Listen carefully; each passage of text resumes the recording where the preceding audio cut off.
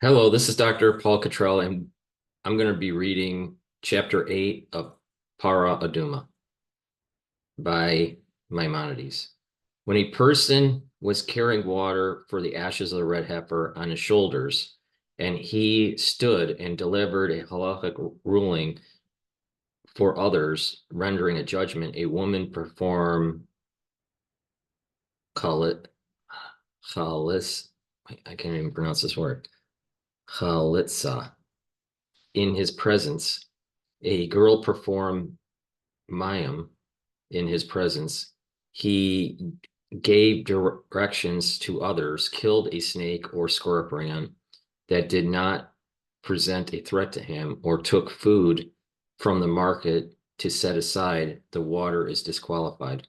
The rationale is that he occupied himself with another activity before placing the ashes on the water.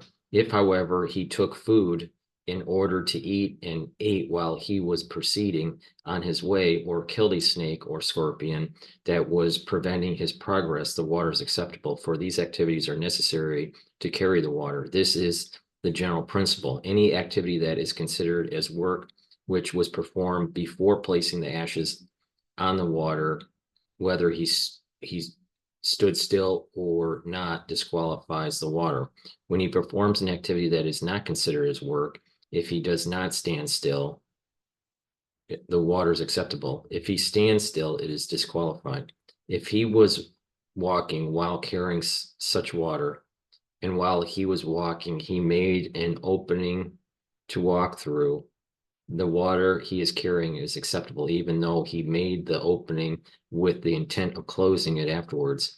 If he closes it before placing the ashes on the water is disqualified. Similarly, if he dries fruit to eat, even if later he intends to dry the remainder, the water is acceptable. If he dries the remaining fruit before placing the ashes on the water, it is disqualified. The following laws apply if one was eating while carrying such water.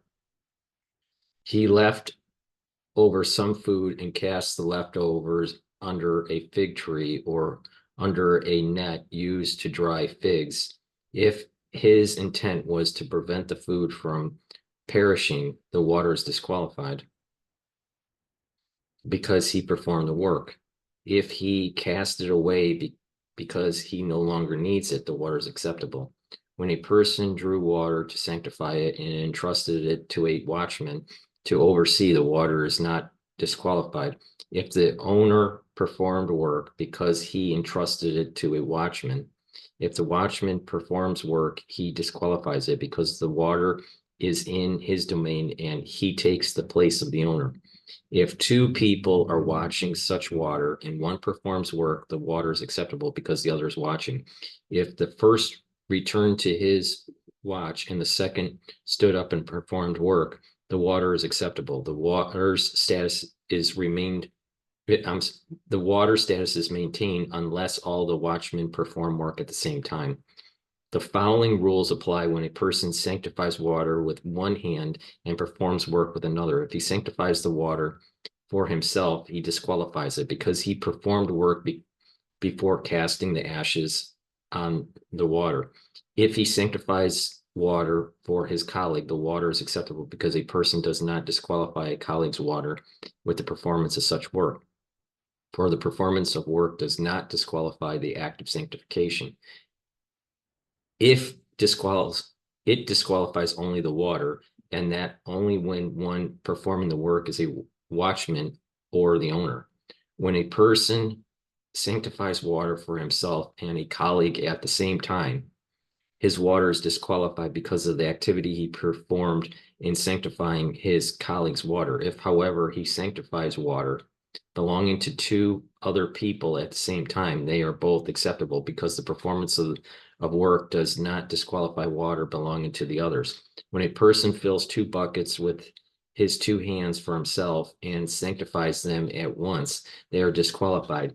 If he sanctifies them individually, they are acceptable. If he sanctifies water for himself with both hands at the same time in one sanctification, it is acceptable.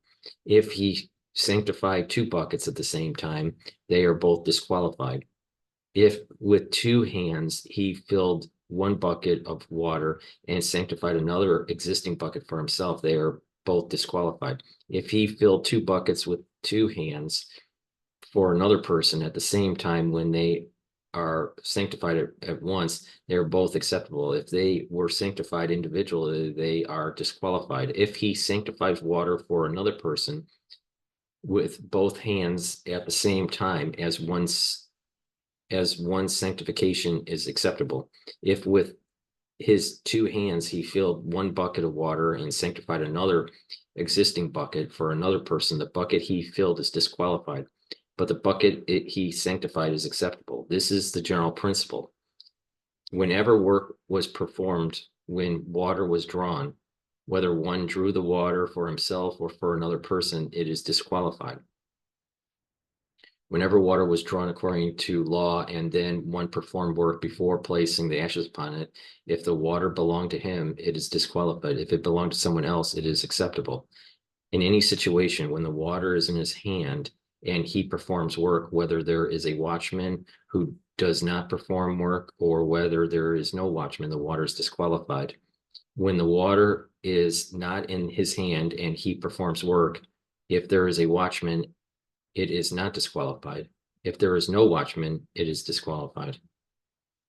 When a person tells a colleague, sanctify water for me and I will sanctify water for you, and they sanctify water for each other, the first is acceptable and the second is disqualified because he received a wage for sanctifying. If one tells the other, draw water for me and I will draw water for you, and they drew water for each other, the first is unacceptable. The rationale is that since his intent was that his colleague should draw water for him in exchange, it is considered as if he drew water for himself and another person at the same time, in which instant the water is disqualified. The second bucket is acceptable because it is permitted to receive payment for drawing water, and he did not perform work after drawing the water, nor did have an intent regarding another drawing of water. When a person tells a friend, sanctify water for me and I will draw water for you, they are both acceptable. The rationale is that work does not disqualify sanctification, and it is permitted to receive a wage for drawing water.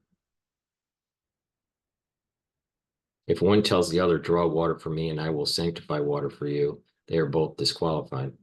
The water drawn originally is disqualified because it is considered as if he drew water and sanctified it at the same time, and thus caused the water to draw to be disqualified because of the performance of work, and the work sanctified outwards is disqualified because it is as if he sanctified water for a wage, because it is as if he was repaying the debt for which he was liable.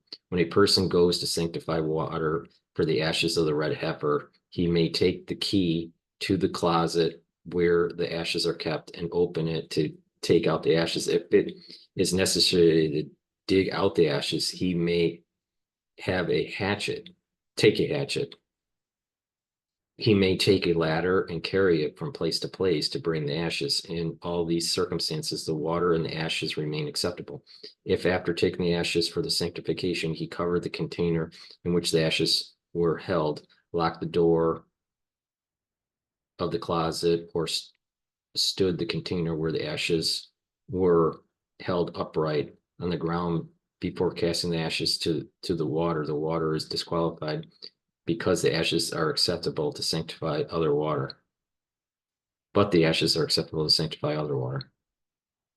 If by contrast he stood the container in which the ashes were held upright in his hands so that the remaining ashes would not be scattered, it is acceptable because it is impossible to do otherwise. If he places it down on the ground, the water is disqualified, and if he covers it, the water is disqualified.